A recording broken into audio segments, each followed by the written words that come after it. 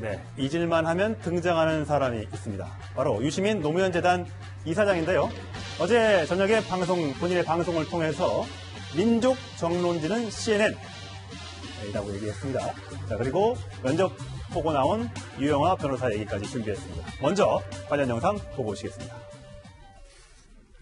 지금 우리나라 정부를 코로나19 관련해서 비난하는 거는 한국 언론밖에 없다고 그래요. 그래서 요즘 민족 정론지는 CNN, BBC, 사우스 차이나 모닝 포스트 이런 데가 민족 정론지라고 그러더라고요. 그래서 객관적으로 이렇게 한국 정부의 방역 대책을 평가해주는, 우리처럼 이렇게 행정력이 잘 행사되는 나라가 많지는 않거든요. 네, 유시민 이사장은 CNN에 대해서 극찬을 아끼지 않았습니다만 정작 CNN은 미국에 있죠. 미국 대통령은 뭐라고 했을까요? 들어보시겠습니다.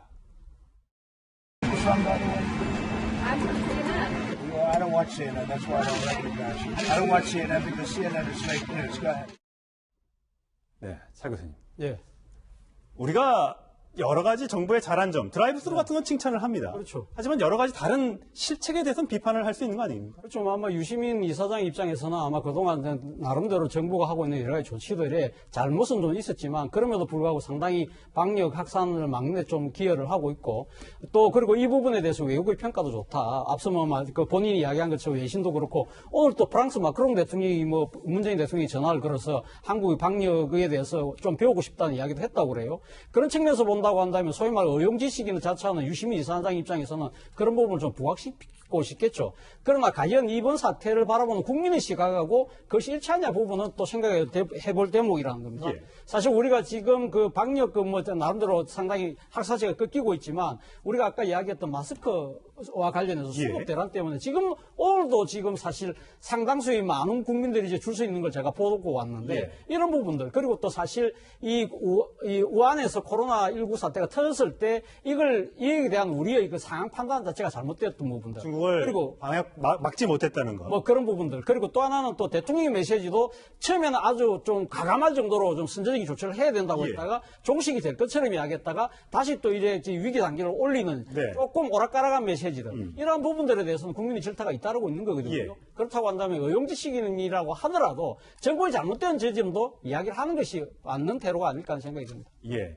비판을 받아야 될 부분 비판을 하고요. 또 칭찬을 할 부분은 칭찬을 하는 게 또 언론의 역할인데 굳이 저렇게 CNN까지 언급했을 필요가 있었을까 하는 생각이 듭니다. 또 한 가지 좀 빠진 부분이 있는 게요. 지금 돌아가신 분이 73분이나 되거든요. 예. 근데 정부 당국에서는 이 돌아가신 분에 대한 최소한의 예우 조치를 어떻게 하고 있는지, 정말 이분들에 대해서 정말 미안하다, 죄송하다 이런 말씀들은 전하고 있는지, 그런 부분도 굉장히 의문점이에요. 이분들이 코로나19가 오지 않았으면 과연 일찍 돌아가셨을까 하는 부분이 있거든요. 장례도 치르지 못하고 화장을 바로 하잖아요. 네, 그래서 그런 부분은 도대체 이 정부 당국자는 도대체 어떻게 지금 진행을 하고 처리를 하고 있는지 궁금합니다. 자, 정부 대처에 불만이 많은 국민들 또 한 사람이 기름을 부었습니다. 과연 누굴까요? 한번 들어보시겠습니다.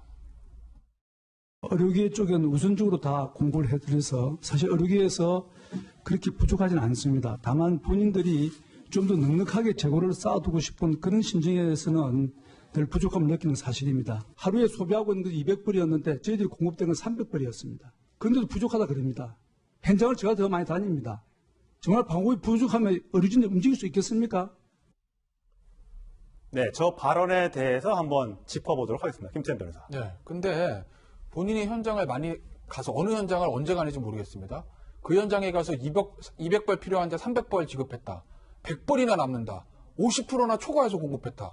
그런데 의사들이 집에다 속된 말로 쟁겨놓으려고, 재고를 확보해 놓으려고 없다고 한다. 의사들 비판하는 거 아니겠습니까? 근데 이제 지금 화면 보시는 건 뭐냐면 의사들의 반응이에요. 의사총연합회 뭐라고 그랬죠? 거짓말이라는 거죠. 의료계에 대한 적대감이 표출된 거다. 의료연대본부에서도 의료진을 모욕하는 행위다. 그러니까 저에 보면 사실 의료단체들도 약간 보수적인 성향의 단체들도 있고 진보적인 성향의 단체들도 있습니다. 어떤 단체든지 그런 성향과 상관없이 지금 다 박능우 보건복지부 장관의 얘기를 질타하고 있는 건 아니겠어요? 지금 화면 보시면요. 지금 마스크 저거 뭐게요?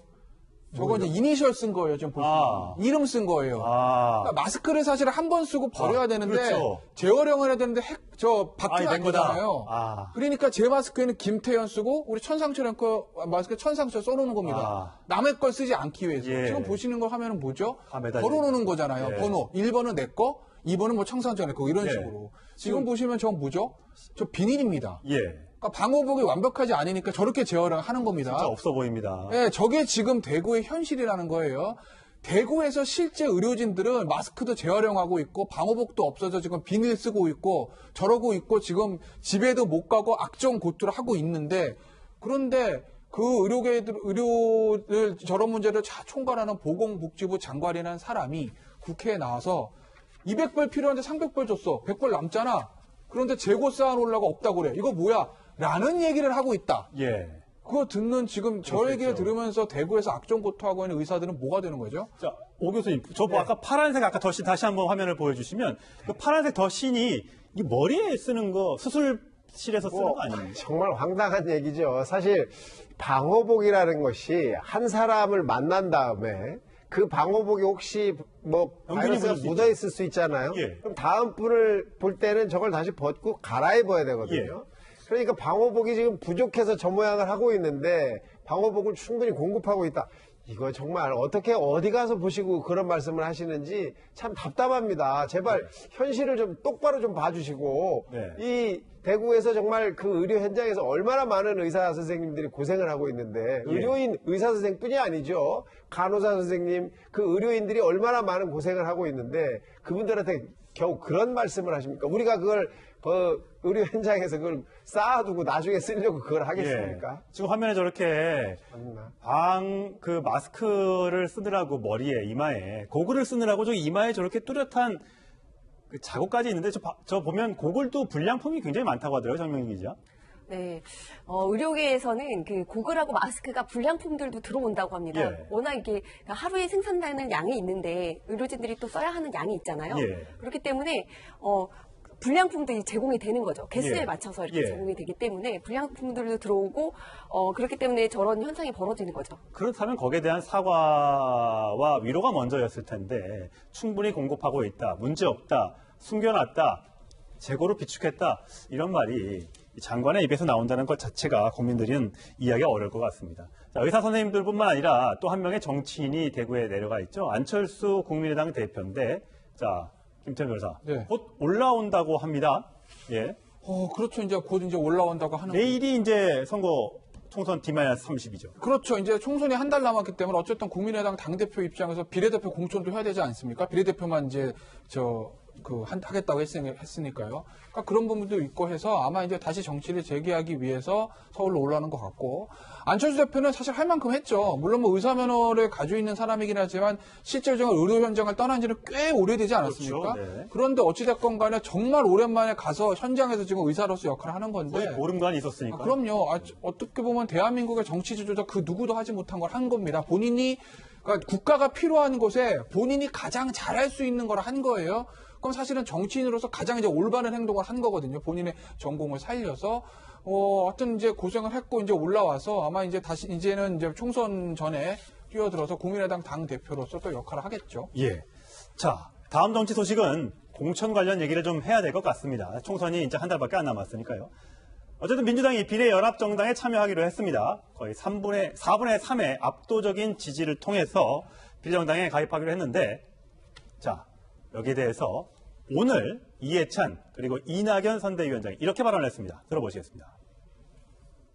단행한 선거법 개혁에 미래통합당은 위성정당이라는 반칙과 편법으로 의석을 도둑질하려고 합니다. 우리 당원 동지 여러분은 거대 야당의 나쁜 의도를 저지하고 연동형 비례대표제의 취지를 조금이라도 살려내자고 전당원 투표를 통해 뜻을 모아주셨습니다. 네, 차 교수님. 어쨌든 간에 본인들이 잘못을 인정하는지는 모르겠습니다만 한국당 쪽에서 이제 보수 야당 쪽에서 먼저 했기 때문에 우리는 어쩔 수 없다 이렇게 얘기를 하고 있는 거예요.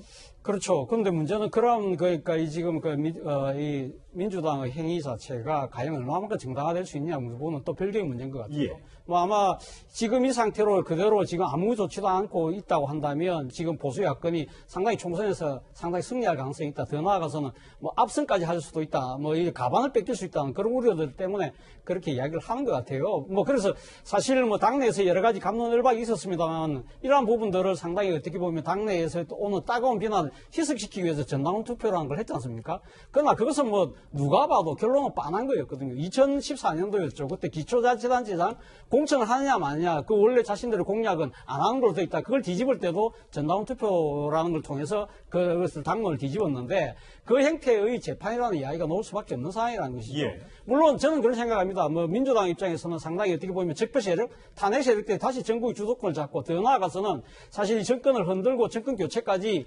만약에 이게 간 상황이기 때문에 우리는 할 수 없이 했다고는 하지만 그러나 지금 이 민주당이 소위 말해서 노무현 가치를 개선하고 있는 정당 아닙니까? 노무현 가치가 뭡니까? 이 바보 노무현 아닙니까? 그러니까 약간 손해보고 질다고 생각한다 하더라도 정도를 향해서 가는 정치. 예. 그것이 그러니까 이 민주당의 가치라고 한다면 저는 모르겠습니다. 민주당에서 지금 그 당사에 가면 노무현 대통령 사진을 걸어놓고 있는데 예. 당분간은 잠시 좀 내려놓을 필요가 있지 않나 생각이 듭니다. 예.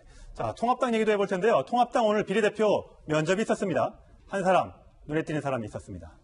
보시겠습니다. 박근혜 대통령 관련해서는 이미 나왔나요? 그건 제가 확인해 드릴 수가 없습니다. 배제 기준을 보면은 국론 분열자, 개파 정치 주동자 이렇게 돼 있지 않습니까? 잘 판단하시라고 봅니다. 자, 김태현 변호사. 네. 면접을 통과할 가능성 얼마나 있을까요?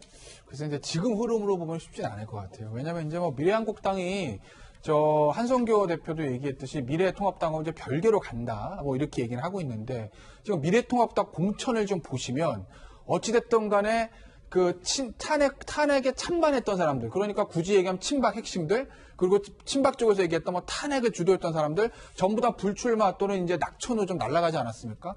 그런 흐름이라고 보면 그러면 이제 미래한국당에서도 유영하 변호사는 박근혜 전 대통령의 지금 현재로는 복심이라고 볼 수도 있는 것이고 그렇기 때문에 아마 유영하 변호사를 공천한다라는 건 아마 탄핵에 대해서 아마 반대 찬성 이 기준으로 봤을 때 결국 탄핵 찬성 쪽으로 기울어지는 거 아니냐라는 어떤 그런 메시지를 줄 수도 있기 때문에 아마 공천은 저는 쉽지는 않을 것 같다고 보고 만약에 준다고 하더라도 번호 자체를 좀 후반부, 그러니까 한 20번대 후반부 정도, 그 정도로 좀 밀어서 주지 않을까라는 좀 개인적인 생각을 해봤습니다. 네. 과연 박근혜 전 대통령의 복심, 또 메신저 역할을 하고 있는 유영하 변호사가 공천을 받을 수 있을지, 받는다면 몇 번을 받을지 굉장히 관심이 쏠립니다.